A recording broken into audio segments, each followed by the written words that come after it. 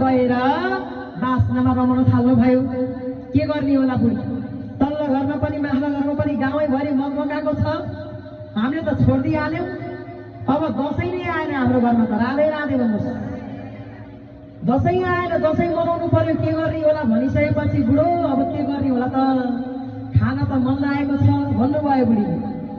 बुढीको इच्छा पूर्ण गर्नलाई अनि त्यहाँबाट श्रीमानले अब म जान्छु नि त, अब खसी ल्याएर पो त सुधार्नु भएन त घरमा, एउटा बोरा ल्याऊ बुढी, म गएर ल्याउँछु। सटक्कन बोरा बोकेर जानुभएछ बुढा। राधे राधे भन्नुहोस्। बोरा बोकेर सटक्कन जानुभयो। कति लिएर आउँ बुढी? लिएर आउनु न, 4-5 महिना भइसक्यो नखाएको, 4-5 धाबी नै लिएर आउनुहोस्। राधे राधे भन्नुहोस्। गोविन्द भगवानको सरासरी गएर बुढा भाले बोरामा सटासटी राखेर तप तप तप पानी चौदै चौदै घरमा ल्याइपुग्नु भयो। नेत्रुकी बुझ्नु भयो बुढा। राधे राधे भन्नुहोस्। त्यत्रा महिनासम्म छोडेको हेर्नुहोस् त, सरासरी ल्याउनु भयो। हो आमाले यता मसला ससला पिनेर आनन्दसँग बस्नु भएको, बुवाले उता ल्याउनु भयो। आनन्दसँग कडाई बसालेर मजासँग पकाउन थालिन आमै। बुवा भित्रमा बाहिर, बुढी अब तिमी चाहिँ चौटा चौटा खाऊ, म चाहिँ झोलझोल खान्छु है। राधे राधे गोविन्द। तिमी चाहिँ चौटा चौटा खाऊ, म चाहिँ झोलझोल खान्छु क्या। त्यो झोल खाँदाखेरि मलाई पाप लाग्दैन, त्यही भएर तरकारीको झोल भन्नु हुँदैन।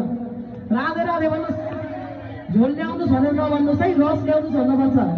गोविन्द भगवान श्री सत्यनारायण भगवानको तिमी चाहिँ अब चौटा चौटा खाऊ, म चाहिँ झोलझोल खान्छु है मेरी प्राण प्यारी। अनि बुवाले भनेपछि हुन्छ। अनि सरासरी झोलझोल हालिदिनु भएछ आफैले। अनि बुवाले कपी बुढीको मुगा हेर्दै अब चौटा खाने बुढी। राधे राधे अनि हेर्दै खाँदै गर्नु भएछ। फेरि पनि झोल हाल्दै न बुढी भनेपछि अनि बुढोको त्यो झोल हाल्ने डाँडमा त एउटा चौटा नि परेछ अरे के। राधे राधे भन्छ। अनि त्यहाँ बुढी हाल्दा हाल्दा केही पनि हुँदैन, झोलमा आएको चौटाले केही पनि गर्दैन भनेर गनका दम हाल्नु भएको अरे कि। गोविन्द श्री सत्यनारायण भगवानको त्यसरी चाहिँ छोड्न हुँदैन। पाप लाग्छ, महापाप लाग्छ तपाईँहरूलाई। खान मन भगवानको नाम लिएपछि आफसे आफै खान मन लाग्दैन, आफै हटेर जान्छ। राधे राधे श्री सत्यनारायण भगवानको यसरी भगवान परमात्मा खान छोड छोड भनेर केही पनि छोड्न हुँदैन, आफै छोड्नुपर्छ। तास खेल्नेले पनि आफैले छोड्नुपर्छ, चुरोट खानेले पनि आफैले छोड्नुपर्छ, जाँड खानेले पनि आफै छोड्नुपर्छ, रौसी खाएर यता र उता हिँड्नेले पनि आफै छोड्नुपर्छ, अनि बाहिर बाहिर केटी घुमाउनेहरूले पनि आफै छोड्नुपर्छ। राधे राधे भन्नुहोस्। त्यो श्रीमानको पुछार लाग्न थाल्नुभयो भने घरै बिग्रिन्छ। आफ्नो श्रीमान बाहिरतिर हिँडेका छन् भने थाहा नपाएको जस्तो गर्नुहोस्, गाली नगर्नुहोस्, झन्माया गर्नुहोस्। राधे राधे भन्नुहोस्। झन्माया गर्नुहोस्। घरबाट बाहिर निस्किने मन नलाग्ने बनाउनुहोस्। त्यसले भन्दा पनि बढी मायाले जित्नुहोस्। लट्ठी बोकेर पछि लाग्न थालेपछि सर्वनाश सिद्धियो। राधे राधे भन्नुहोस्। थाहा पाए पनि थाहा छैन, राधे राधे भन्नुहोस्। अनि मात्रै घर जाउँ हुन्छ। पुच्छर लाग्न थालेपछि जाँड खानेलाई जाँड नखाऊ भने पनि झन् धेरै 3 बोतल खाएर आउँछ।